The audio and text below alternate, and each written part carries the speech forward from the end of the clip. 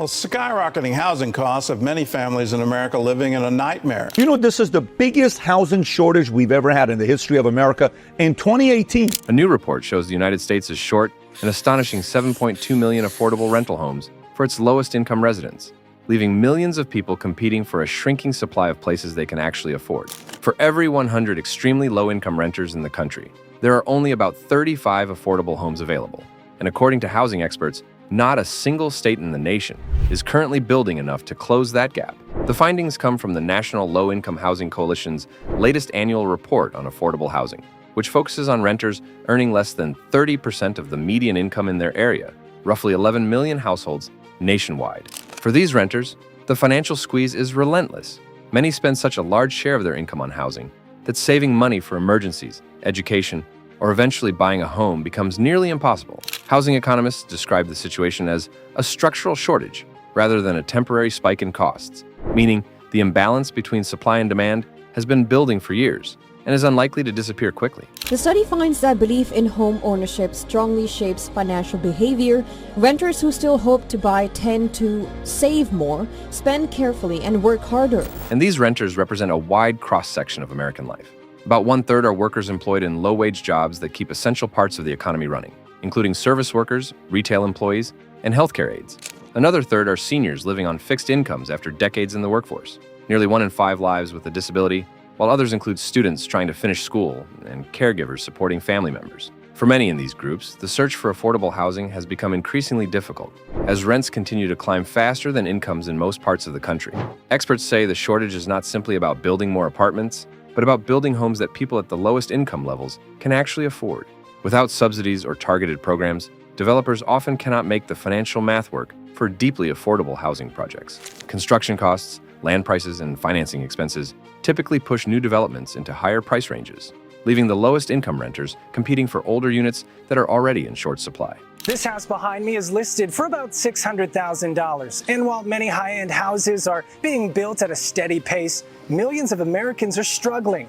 Many low-income families spend more than half of their paycheck on rent. The problem also spills into the broader housing market, which is dealing with its own supply crunch.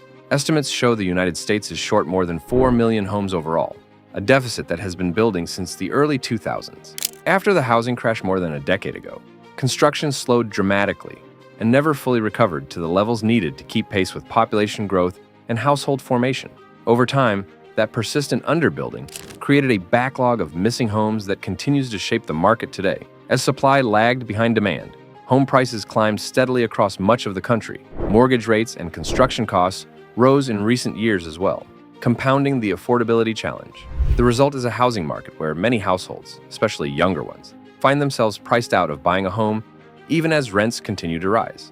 The effects are particularly visible among millennials and Gen Z, who are entering the housing market during one of the least affordable periods in decades. Rising home prices, high insurance costs, and a lack of affordable options, they are all pushing millennials and Gen Z renters to give up entirely. Researchers estimate that roughly 1.8 million potential households among these generations were effectively missing last year. These are people who likely would have moved out and formed their own households under more affordable conditions, but instead remained with parents, relatives, or roommates because the costs of living independently were simply too high.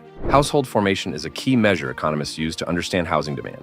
When affordability declines, people delay forming households, which temporarily reduces demand but also creates a buildup of what analysts call pent-up demand. If economic conditions improve or housing becomes more affordable, those delayed households may eventually enter the market all at once, placing even more pressure on housing supply. Recent data suggests that demand continues to outpace construction despite modest improvements in building activity. In 2025, about 1.4 million households formed across the United States, while roughly 1.36 million homes were started. Although the difference between those numbers may seem small in a single year, the cumulative shortfall from more than a decade of underbuilding means the country is still far from closing the gap. Construction trends also shifted during the past year. Single-family home building slowed, falling from just over 1 million housing starts in 2024 to around 940,000 in 2025. The amount of inventory that we've seen increase has taken the level of existing home inventory to 3.8 months.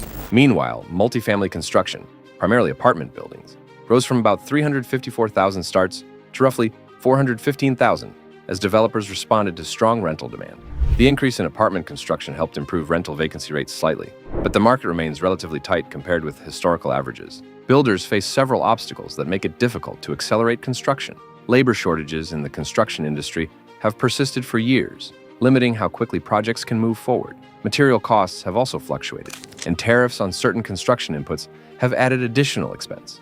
Economic uncertainty and higher borrowing costs can make developers cautious about launching large new projects, especially when financing becomes more expensive.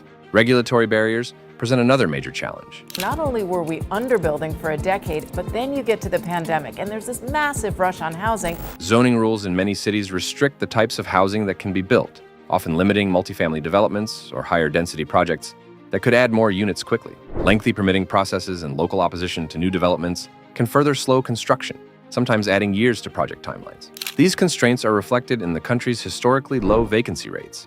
The homeowner vacancy rate fell to a record low of 0.7% in the second quarter of 2023, and although it rose modestly to around 1.2% by the end of 2025, it remains well below long-term norms. Rental vacancies improved somewhat as more apartment buildings were completed, reaching about 7.2%. But that level still signals a market where supply struggles to keep up with demand. The rent is ridiculous. I don't know what's going on in the world. 8 years ago, I could have been paying for a one-bedroom apartment like $900. Now it's double. Housing supply conditions vary widely across regions. The South led the country in housing construction in 2025, with roughly 724,000 housing starts, reflecting both its larger population and faster population growth. The West followed with about 300,000 starts, while the Midwest recorded approximately 198,000 and the Northeast about 137,000. Despite these differences, every region continues to face some degree of supply pressure. The Northeast stands out as the most supply-constrained region relative to its historical construction levels. Even though housing starts in the region reached their highest level since 2015, inventory remains significantly below pre-pandemic levels. That persistent shortage has kept home prices and rents elevated across many northeastern markets. Meanwhile, the South now has the largest number of missing young households, largely because of its rapid population growth and strong job markets that attract younger workers. Which is estimated anywhere from 2 to 8 million. Some people put it at even 20 million housing units that we are short. The shortfall in new construction sent home prices trending higher over the past decade. Across the country, the share of young adults living with their parents remains higher than it was in the early 2000s, highlighting how housing affordability has reshaped living arrangements for an entire generation. Even households that manage to buy a home face increasingly steep financial hurdles. In 2025, the recommended income required to purchase a median-priced starter home reached roughly $86,000. At the same time, down payments remain a major obstacle. The median down payment was about $30,400, and research suggests it would take a typical household around 7 years to save that amount. These challenges have pushed the timeline for home ownership further into adulthood. The median age of first-time homebuyers reached a record 40 in 2025, illustrating how dramatically the path to owning a home has changed compared with previous generations. Because household formation includes both renters and homeowners, expanding the supply of affordable rental housing can also help address broader housing shortages. Renting remains more affordable than buying in 49 of the 50 largest metropolitan areas in the United States. That's making home prices rise fast in many parts of the country. So if you are waiting for that market to really dip, it's not going to happen. Making it a crucial pathway to independent living for younger households. However, even rental markets remain unaffordable in many high-cost cities, particularly along the coasts. Housing experts say policy solutions will likely require a mix of approaches. Programs such as the Low-Income Housing Tax Credit have helped expand and preserve affordable housing by encouraging private developers to build income-restricted units. Recent legislation increased the program's tax credit allocations, which could support additional construction in the coming years.